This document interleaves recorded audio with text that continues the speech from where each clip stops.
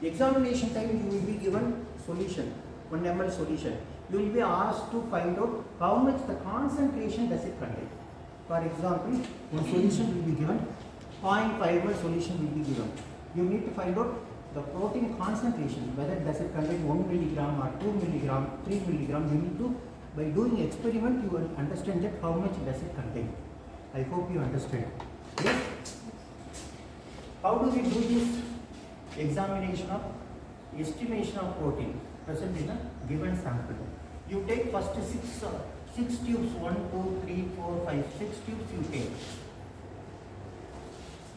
We have the standard protein solution. This is protein stock, standard protein stock. It will be kept on your table. Standard protein stock. The concentration of standard protein stock is 5 milligram per ml. The stock concentration is 1 ml contains 5 milligram. Understand? We have prepared 50 ml containing 250 milligram. The stock is, final concentration is 5 milligram per ml. This is what the final concentration. Now what you do?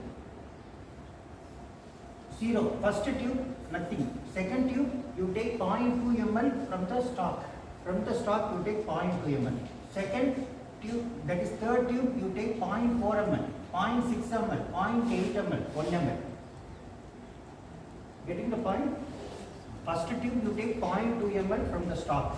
Then next tube, you take 0.4 ml, 0.6 ml, we have taken 0.2 ml of the second tube. How much the concentration it is? 1 ml. The stock, it says 1 ml contains 5 milligram. 0.2 ml means how much? 5 divided by 1 into 0.2. How much? 1 milligram. If you take 0.2 ml from the stock, the concentration is 1 milligram concentration. If you take 0.4 ml from the stock, how much the concentration? 2 milligram. If you take 0.6 ml from the stock, what could be the concentration? 3 milligram. And 0.8 milligram, 0.8 ml means 4 milligram. And 1 ml means 5 milligram. So we have taken different concentration. This is known concentration, we know the concentration. Next, it is made up to 1 ml. Here already 0.2 ml. You add 0.8 ml of distilled water, then it becomes 1 ml. Here 0.4 ml, it is made up to 1 ml by adding 0.6 ml of distilled water. Here 0.6 ml of solution it has, then you made up to 1 ml by adding 0.4 ml of water, distilled water. So ultimately you do this so that the final volume of all the tubes will be 1 ml. Understand? 1 ml it contains but different concentration.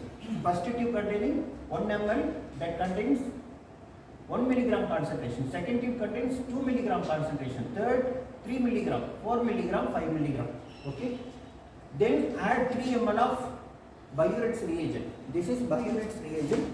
Add 3 ml reagent. Okay, to all the tubes. So what could be the final value in all the tubes?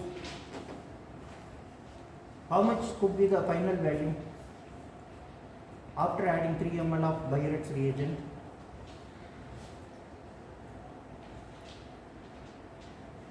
4 ml. Already all the tubes containing 1 ml of the solution. Next 3 ml of Biuret. So total value will be 4 ml. Next here. Okay. Once this is finished, you take this to spectrophotometric reading. You leave it for 10 minutes at 37 degrees Celsius spectrophotometer. You take the reading and you plot it in a graph. Okay. Taking concentration in x-axis and OD value, you will get one value in spectrophotometric reading. Okay. OD should be taken in a y-axis. 1 milligram you will get one OD. 2 milligram you will get one OD. 3 milligram you take. So all the lines, all the points will be joined. Okay. Next, you take unknown solution. Unknown solution will be given in a separate tube. You do not know what could be the concentration. You make up to 1 ml. For example, unknown solution 0.5 ml is given to you. You make up this 0.5 ml to 1 ml by adding 500 microliters. Okay, then 3 ml of Biuret's reagent should be added. Next, you take this to OD, spectrophotometric OD, and you find out what is the, for example, your OD is 0.3, then you intersect.